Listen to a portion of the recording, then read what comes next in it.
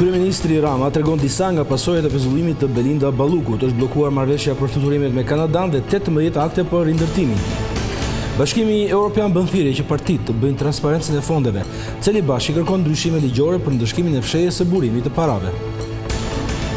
Nga viti i ardhshëm nis reforma për taksën e pasurisë. Qytetarët do të paguajnë më shumë dhe tarifa do të jetë sipas vlerës reale që prona ka në treg. Kongresi Amerikan shpreh shqetësimin për rrezikun e konfliktit në Ballkanin Perëndimor. Shqipëria dhe Malizi mund të kërcënohen nga Rusia dhe Serbia.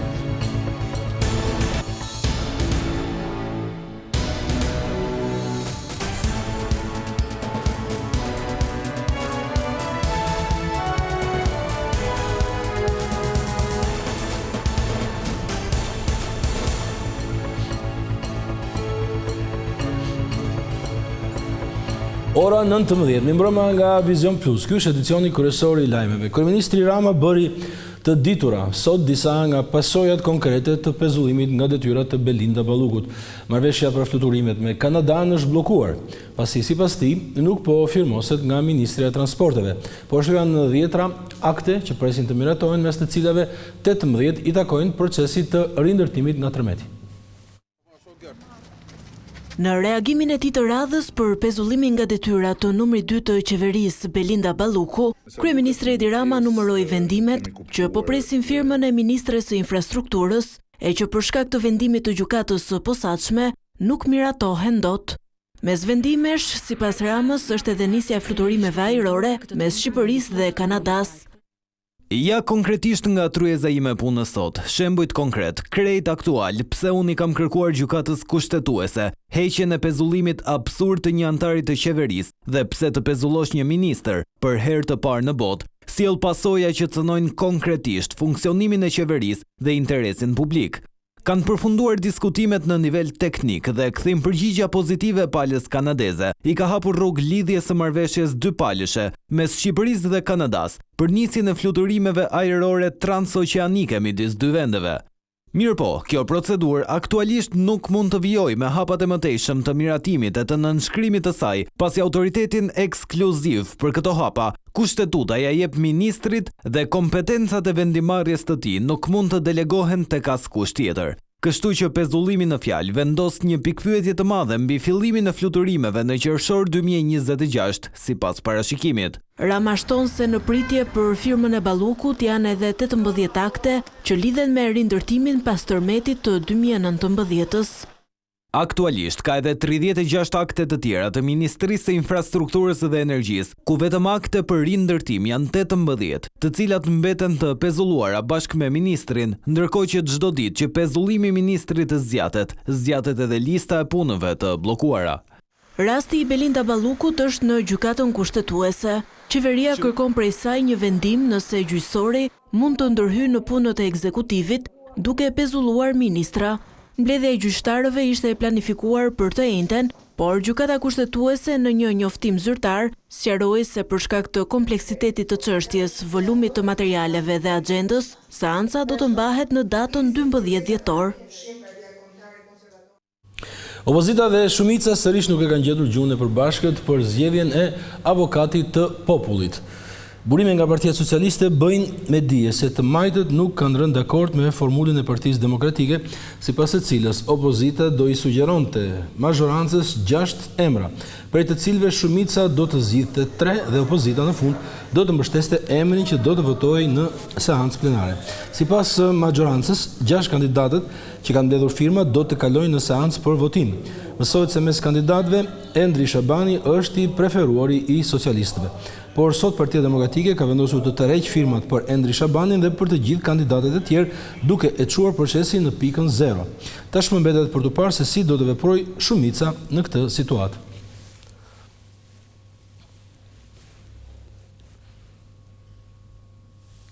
Ambasadori i Bashkimit Evropian në Tiranë, Silvio Gonzato, ka kërkuar transparencë të plotë për financimin e partive politike. Edhe komisioneri shtetëror i zgjedhjeve, Ilirian Celibashi, bëri thirrje për ndryshime ligjore që do të ndëshkonin fshehjen e burimeve të financimit.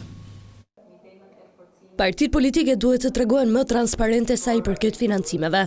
Ky ishte mesazhi i ambasadorit të BE në Tiranë Silvio Gonzato, i cili theksoi se raportimi i burimit të parave është i domosdoshëm për një konkurrencë të drejtë. So Albania must use this moment to Shqipëria duhet të përdor këtë moment për të çuar përpara reformat që sigurojnë transparencë në financimin e partive dhe fushatave, forcojnë mbikëqyrjen e pavarur, adresojnë nevojën për të parandaluar abuzimin e burimeve publike për qëllime zgjedhore, nevojën për të mbështetur debatin publik të bazuar në fakte dhe për të mbrojtur konkurrencën zgjedhore nga ndikimi i padrejtë duke përfshirë edhe në sferën digjitale.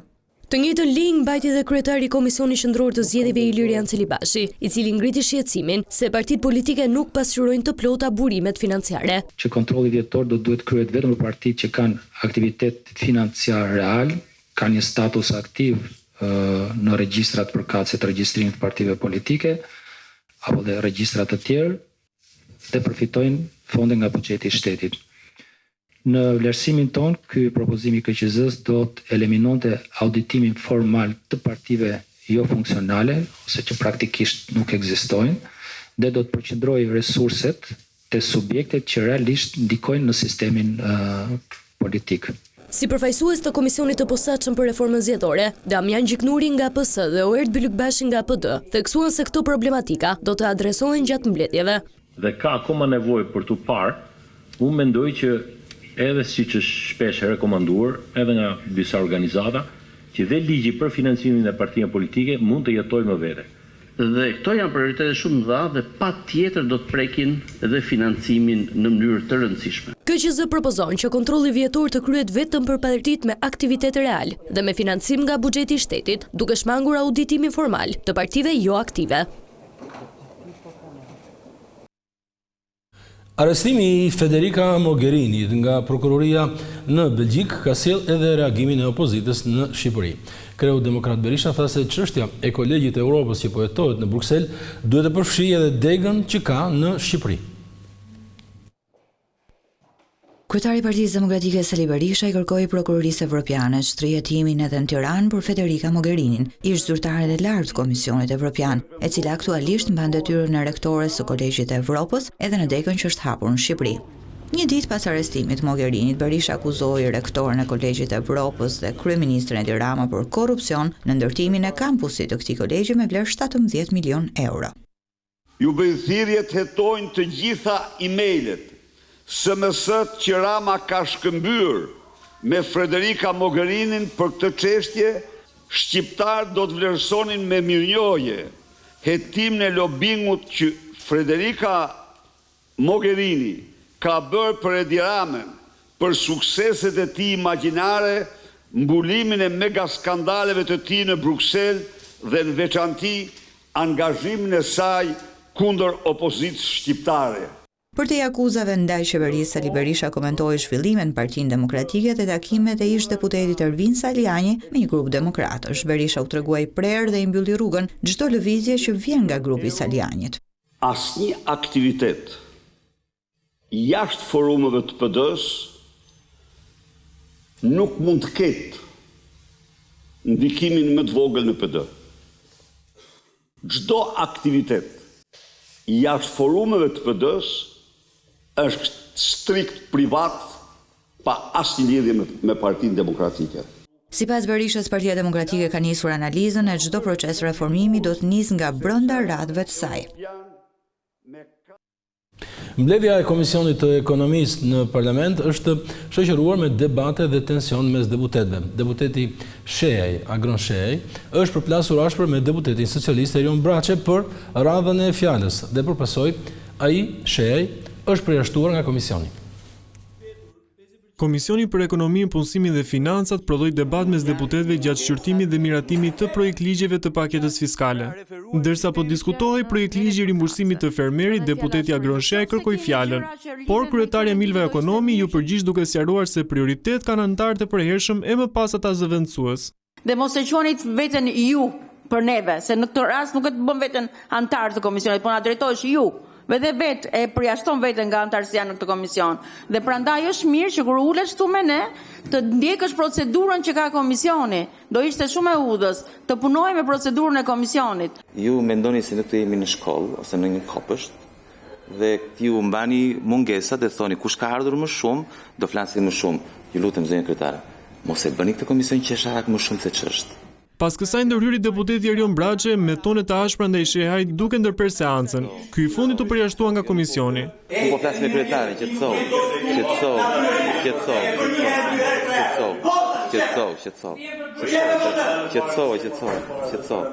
Pas rikthimit në normalitet, deputeti Braçe propozoi disa ndryshime në projektligjin për rimbursimin e fermerit. Ai kërkoi që e drejta e rimbursimit të mos u jepet vetëm atyre që çojnë mallin te grumbulluesi apo përpunuesi, por edhe atyre që shesin në tregjet e lira nëpër bashkitë e vendit, ku produktet blihen drejt për drejt nga konsumatorët.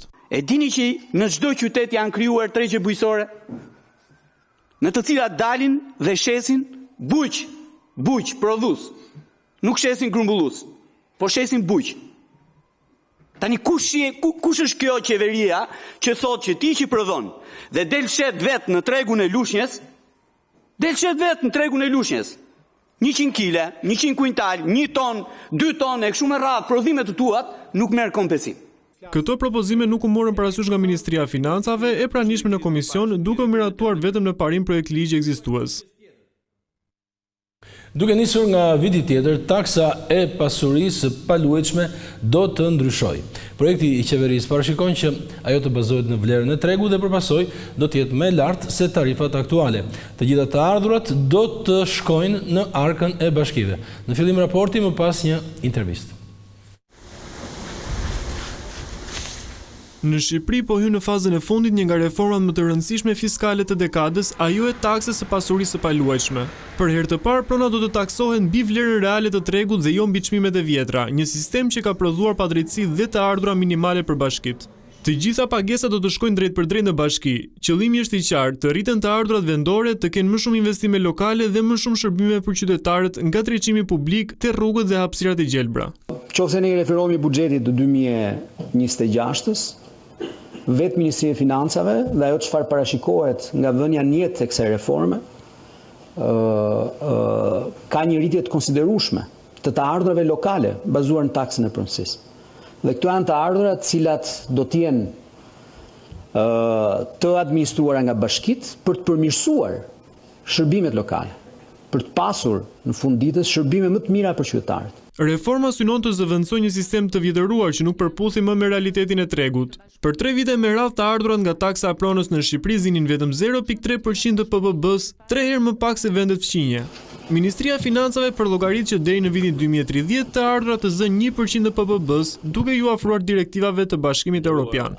Qëllimi ynë kryesor është të garantojmë një taksim të drejtë dhe efikas të pronës në Shqipëri, si dhe të forcojmë rolin e bashkive për mbledhjen e një prej taksave më të rëndësishme, jo vetëm në rajon, por edhe më gjerë. Por rrugtimi drejt reformimit të plot nuk ka përfunduar ende. E themi këtë sepse është e nevojshme që të theksojë se taksa mbi pronën duhet të jetë taksa më kontributive dhe më e rëndësishme për njësitë e veçeverisjes vendore. Për vitin 2026, parashikimi të ardhurave nga taksa e pronës është në masën 10 miliard lekë ose rreth 100 milion euro, me një rritje prej 1.4 miliard lekësh më shumë apo 14 milion euro më shumë se sa viti 2025. 2026 dhe 2027 do të jenë vite tranzitore. Kjo do të thotë se qytetarët nuk do të përballen menjëherë me tarifën e plot. Bashkitë do të kenë kohë të integrohen në sistemin e ri të kadastrës, ndërsa vlerësimi i tregut do të bëhet me faza. Në 2028 reforma parashikohet të zbatohet plotësisht në të gjitha bashkitë. Qëndrojmë te ky projekt, te taksimi i pronës së paluajtshme.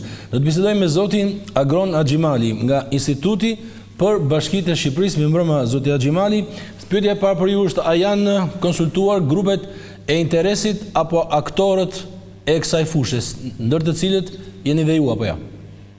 Shiko, pa diskutim që ka pas konsultime të her pas hershme lidhur me ndryshimin e sistemit të taksimit të pronave. Pra, ka disa vite që diskutohet të ndryshonte VKM-ja 132/2018 për taksimin e pronave, si që kemi aktualisht me çmime reference, për të kaluar tek taksimi bazuar në vlerën e tregut. Dhe ishte planifikuar që 2026 ta gjente në një sistem të ri të taksimit bazuar në vlerën e tregut. Pra ka pas konsultime. Atëherë pyetja është, projekti, siç po e dëgjojmë, do të mundësoj një taksim, siç po filloni ta thoni dhe ju, mbi vlerën reale të tregut dhe jo mbi çmimet e vjetra. Çdo me thënë kjo, kush do ta përcaktonte këtë vlerë? Atëre, kam shkruar, kam diskutuar, kam debatuar gjatë dhe i përkas faktit taksimi bazuar në vlerën e tregut është metoda më e mirë, më e drejtë, më reale, më e barabartë dhe është metodë që ka një qasje që zbatohet në mjaft vende. Si del kjo vlerë reale, zotja Xhimali? Kush e nxjerr? E nxjerr një ent shtetëror, kush e nxjerr? Jo, po enti shtetëror në nxjerr sot. Enti shtetëror është modeli që kemi sot, kemi çmimet e referencave. Atëre konkretisht si? Atëre, do ta jap me një shembull. Jetojmë, le të themi, kemi një shtëpi tek zona e Brylit. Me çmimet e referencës, çmimi që ka vendosur qeveria për hir të taksimit është, le të themi, 1.000 euro metri katror. Por në realitet është e qartë që nuk është vlera reale e kësaj shtëpie, po të shitet nuk është 1.000 euro metri katror. Kush e nxjerr? Kush e shpall të vlerë? Kush e shpall të vlerë reale?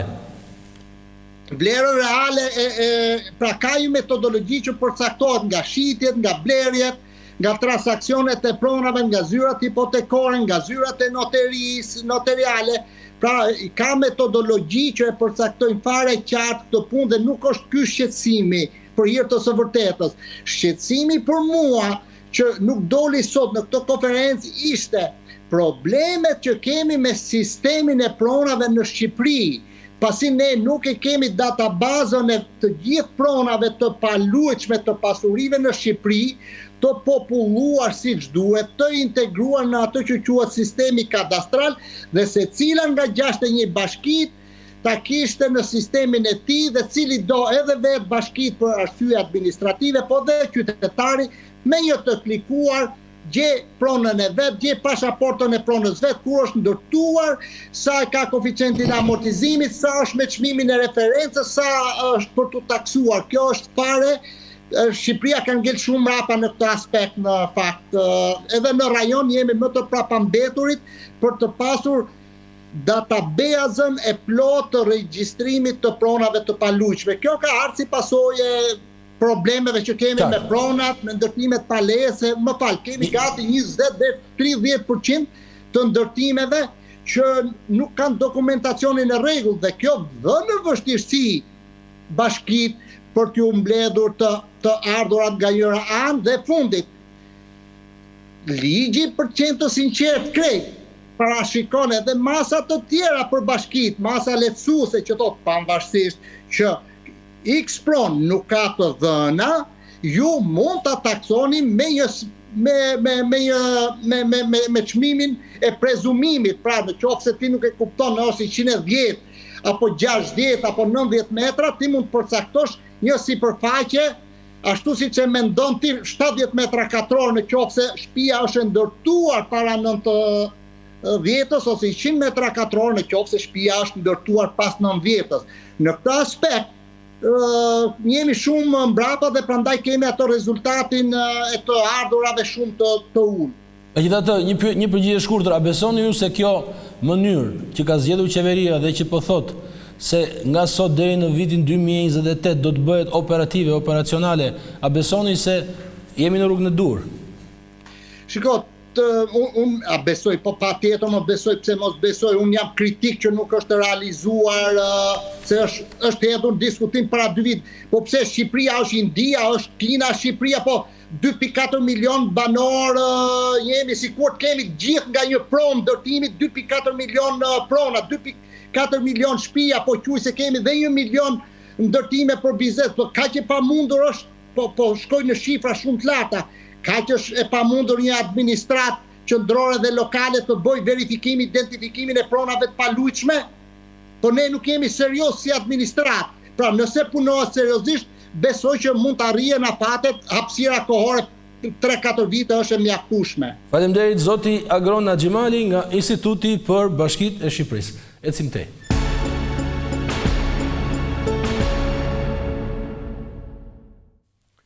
Kreu i nën komitetit për Europën në Kongresin Amerikan ka folur me tone shqetësuese për rrezikun e konfliktit në Ballkan. Ai ka kërkuar shtimin e pranisë në rajon, pasi sipas tij vendet e NATO-s, Shqipëria dhe Malizi, mund të kërcënohen nga Rusia dhe nga Serbia.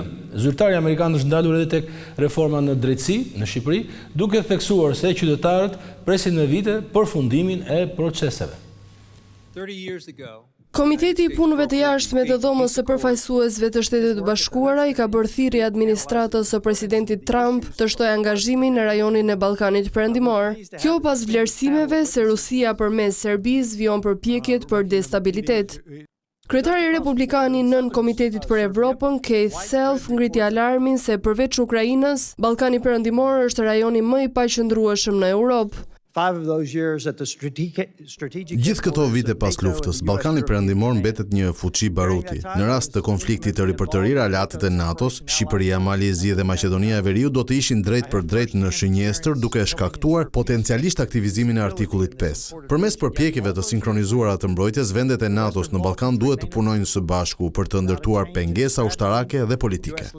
Self përmendi si një nga nxitësit kryesor të paqëndrueshmërisë marrëdhënien e pasgjitur mes Kosovës dhe Serbisë. Kjo ka krijuar një vijë strategjike përçarjeje që i mundson Rusisë aftësinë për të minuar aftësinë e Bashkimit Evropian dhe NATO-s për të fuqizuar vendet e Ballkanit. Kriza zgjedhore në Kosovë ka përkeqësuar këtë situatë. Pas zgjedhjeve, nëse Kosova formon një qeveri, shpresoj sinqerisht që Serbia më në fund do ta njohë sovranitetin e saj. Kongresmeni amerikan u ndal edhe tek reforma në drejtësi në vendin tonë. After 10 years of implementation, however, it is appropriate to re-examine. Pas 10 vitesh zbatimi është e përshtatshme të rishqyrtohet nëse po funksionon siç është menduar dhe apo ofron drejtësi të paanshme për popullin shqiptar. Duhet të jetë shqetësuese për të gjithë që numri i rasteve të prapambetura në nivel kombëtar është zgjeruar, duke i lënë qytetarët të presin 8 deri në 15 vjet për një vendim. Self ngriti shqetësimin se vonesa të tilla dëmtojnë sundimin e ligjit, besimin në publik dhe procesin e rregullt ligjor. Me votat pro të vetëvendosjes dhe abstenimin e opozitës, Komisioni i Zgjedhjeve në Kosovë la jashtë garës parlamentare listën serbe. Edhe pse fjalën e fundit do ta thotë paneli zgjedhor për ankesa, vendimi ka shkaktuar reagimin e ashpër të Beogradit dhe të faktorit ndërkombëtar. Komisioni Qendror i Zgjedhjeve të Kosovës nuk e ka certifikuar listën serbe për zgjedhjet e parakohshme parlamentare të 28 dhjetorit. Rekomandimi për certifikimin e listës serbe, e cila gëzon mbështetjen e Beogradit, mori vetëm 2 vota pro, 2 kundër dhe 7 abstenime në mbledhjen e fundit, me antarët e lëvizjes vetëvendosje që votuan kundër dhe partitë e tjera shqiptare që abstenuan. Lëvizja vetëvendosje ka ngritur shpesh zërin kundër certifikimit të listës serbe, pasi sipas tyre kjo parti punon kundër interesave të Shtetit të Kosovës. Vendimi nuk është ende përfundimtar, pasi partia më e madhe e serbëve në Kosovë ka ende mundësinë për ta ankimuar në panelin zgjedhor për ankesa dhe parashtresa. Megjithatë, lënia jashtë e kësaj partie ka nxitur reagime nga Beogradi zyrtar dhe komuniteti ndërkombëtar. Misioni i OSBE-s në Prishtinë u shpreh shqetësuar për polarizimin politik brenda KQZ-s dhe tha se sjellje të tilla cënojnë panshmërinë dhe besueshmërinë. Ambasada amerikane i cilësoi përpjekjet e lëvizjes vetëvendosje kundër listës serbe si dritë shkurtra dhe përçarëse. Veprime të tilla dëmtojnë stabilitetin e Kosovës dhe interesat e SBA-s, duke përfshirë rifillimin e dialogut tonë strategjik, thuaj në njoftimin e serisë diplomatike. Reagimet të ngjashme erdhën edhe nga zyrat e Bashkimit Evropian dhe Britanisë së Madhe në Prishtinë.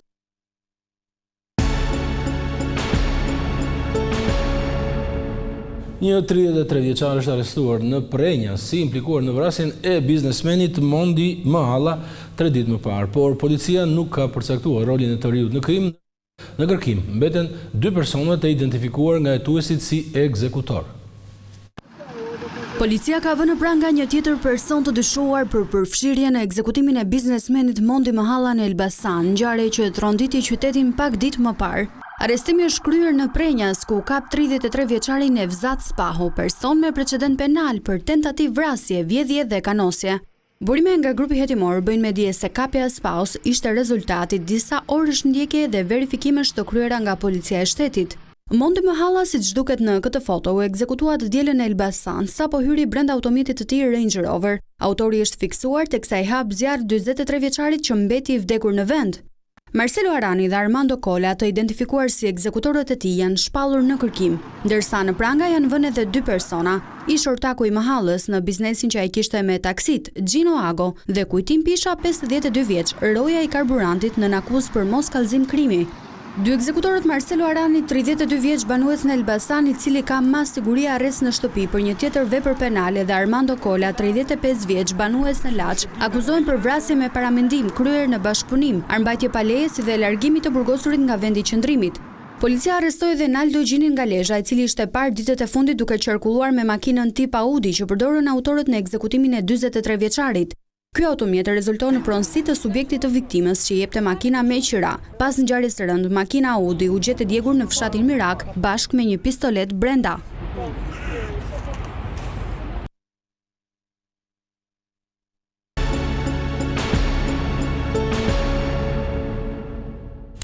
Dritat e pemës së madhe të Krishtlindjes janë ndezur sot në Megatek, duke krijuar një atmosferë mjaft festive. Ky moment shënon edhe nisjen e sezonit të ofertave për mira produkte nga të cilat mund të përfitojnë të gjithë.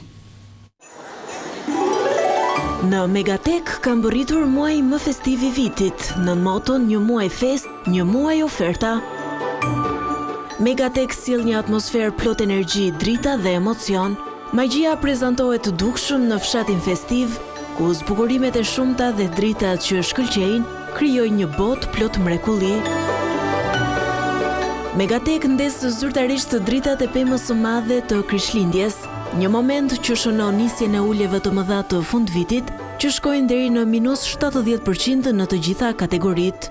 Gjatë gjithë muajit të festës, mbi 80.000 artikuj do t'jenë ofertë me ulje deri në 70% në të gjitha kategoritë. Çdo ditë do të kemi oferta të reja. Kjo është mënyra jonë për të kontribuar dhe për të bërë pjesë në gëzimin e çdo familje. Ditën e sotme dhe gjatë gjithë muajit dhjetor, një vend të veçantë e zën fëmijët.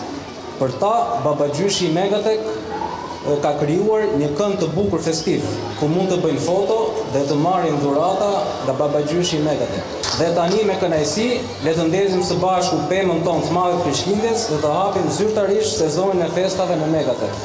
Faleminderit gjithëve dhe gëzuar festë.